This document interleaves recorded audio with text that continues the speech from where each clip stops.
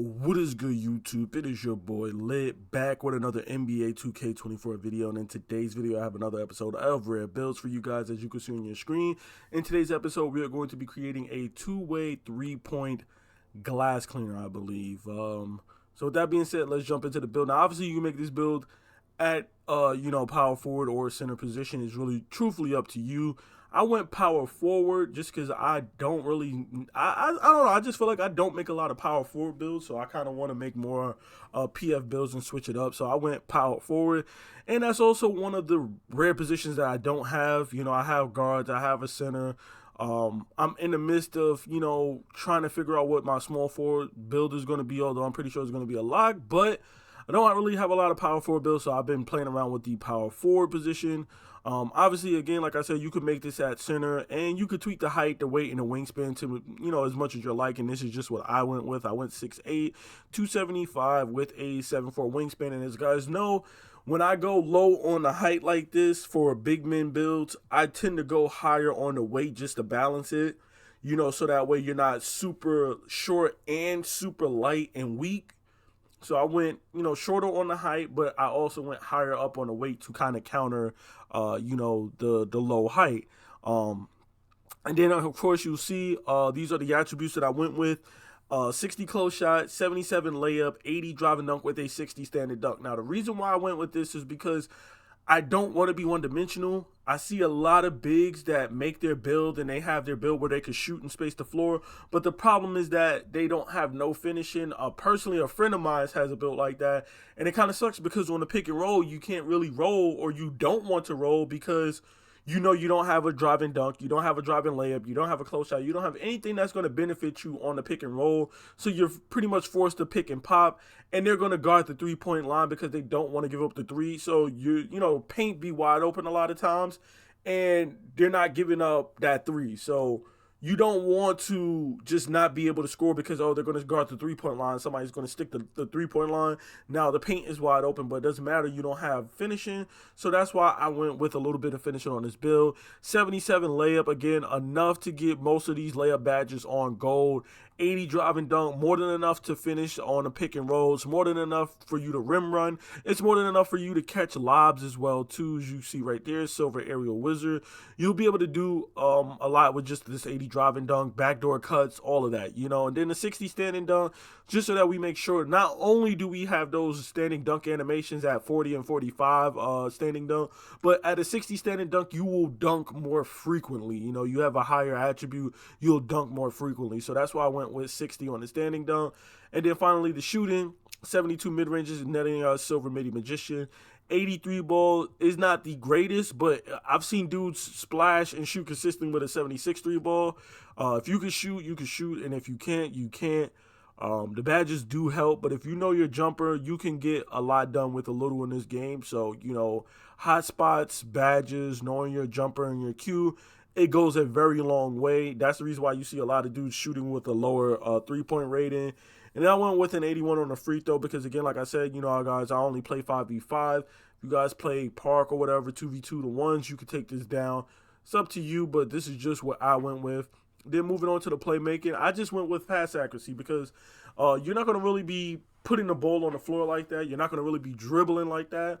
So I went with just pass accuracy. We got a little bit of ball handle, but not, nothing crazy. But primarily this build is just going to be about catching, shooting, catching, and dunking. And spacing the floor and playing defense. That's really it. We're not going to really be doing too much playmaking, but you want to be able to pass. So I went with the 75 pass accuracy.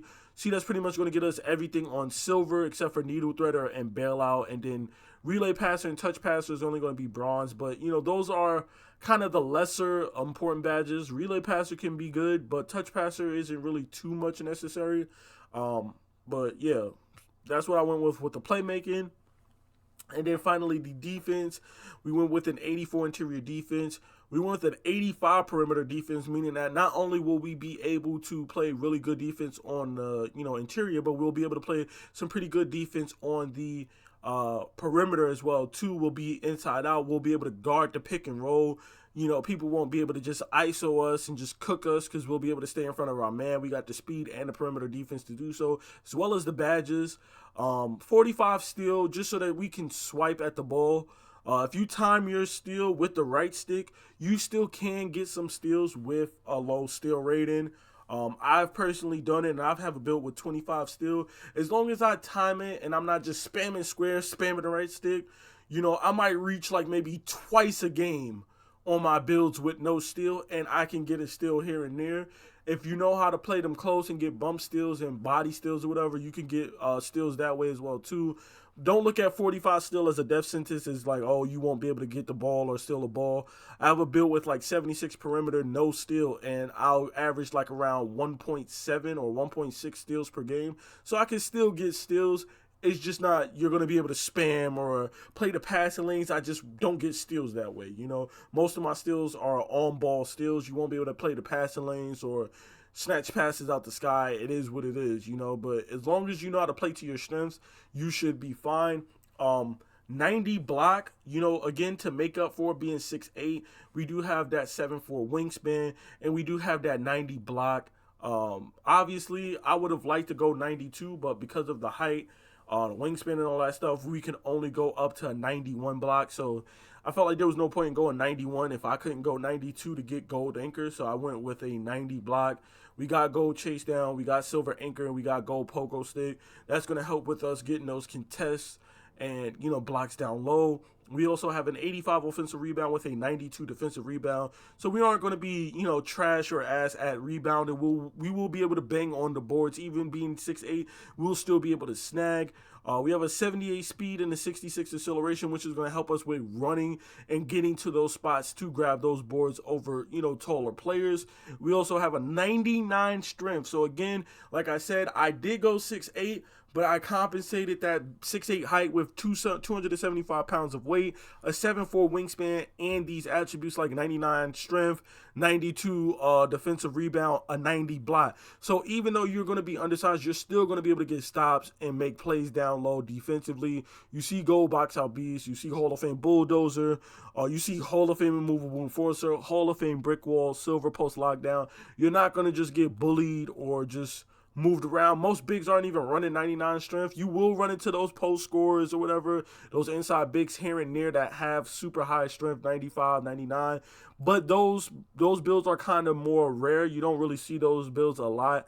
Most of the builds I see in a rec are running like a 92 strength or a 90 strength. So you're running 99 strength, you're going to get those dudes out of there. They're not going to just be able to back you down, especially when you have Hall of Fame brick ball, Hall of Fame immovable enforcer. Silver post lockdown is just not going to happen. We also have an 81 vertical to go with that 92 defensive rebound and that 90 block, meaning that we'll be able to jump out of the gym. We'll be able to get up higher than most bigs as well too. So that's going to help with getting those blocks, those contest percentages, and getting those rebounds. And then finally, we got a 98 stamina to round the build out. That's also going to help us get 94 feet. So yes, this build is a power forward, but you will be able to press if you need to press.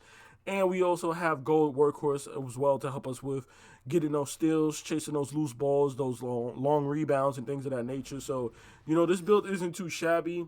It's not, the greatest finisher or the greatest shooter, but it does what it needs to do really well. And there you see the shades of Derek Coleman, Evan Mobley, and of course Jaren Jackson Jr. And there you have it. This is my two-way three-point glass cleaner build for NBA 2K24. It's been your boy Make America Lit. Please be sure to drop a like, comment, and subscribe for more NBA 2K24 content, and of course more rare builds like this. I'm out, y'all. Peace.